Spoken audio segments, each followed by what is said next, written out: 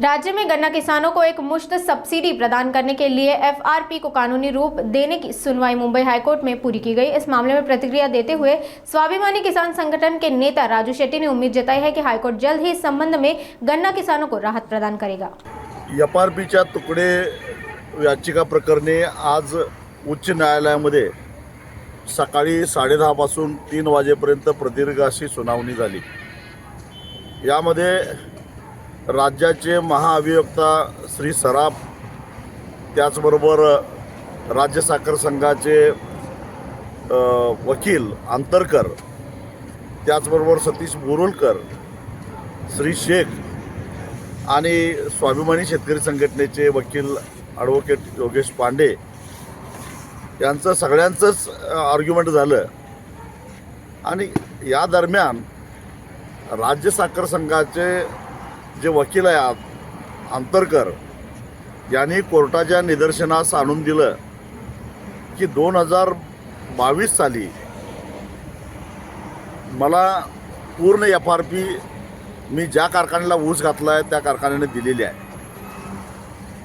त्यावेळी माझ्या वतीनं योगेश पांडे यांनी कोर्टाच्या निदर्शनास आणून दिलं की हा माणूस इथपर्यंत पोचला, त्यालाही 3 वर्षे लागली, जो माणूस 10 वर्षे संसदेमध्ये खासदार होता। मग सामान्य माणसाला न्याय कसं मिळणार?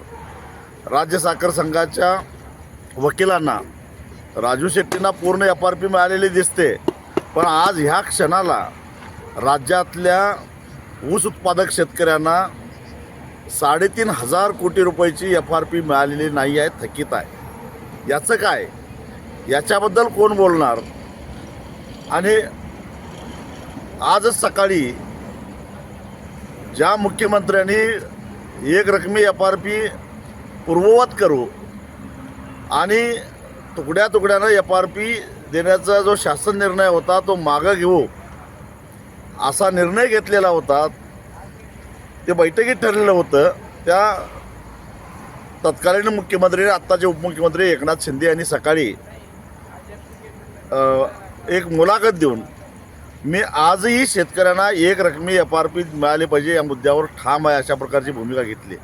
असं असताना राज्याचे उपमुख्यमंत्री एका बाजूला म्हणतात की ऊस उत्पादक शेतकऱ्यांना एक रकमी एफआरपी मिळाली पाहिजे, विना कपात मिळाली पाहिजे, आणि राज्याचे महाअभियोक्ता ज्यांचा पगार करदात्यांच्या पैशातून भरला जातो ते म्हणतात, ते कारखानदारांची तरफदारी करतात आणि तुकड्या तुकड्यानं एफआरपी देणं की कसं व्यवहार्य आहे हे पटवून सांगण्यासाठी गेले 2 आठवडे सातत्यानं न चुकता कोर्टामध्ये हजर राहतात। राज्य साखर संघाचे जे वकील आहेत अंतरकर, त्यांना मला मिळालेली एफआरपी दिसते, पण त्यांनी हे लक्षात ठेवावं, अंतरकर साहेब, तुम्हाला जे काही 40-50 लाख रुपये राज्य साखर संघानं फी दिलेली आहे, ती फी देण्यासाठी राज्य साखर संघ आमच्या ऊसातून टनाला 1 रुपया गोळा करतं आणि माझा वर्षाला 300 टन ऊस जातो। म्हणजे तुमच्या पगारामध्ये माझे सुद्धा 300 रुपये आहे, ते विसरू नका।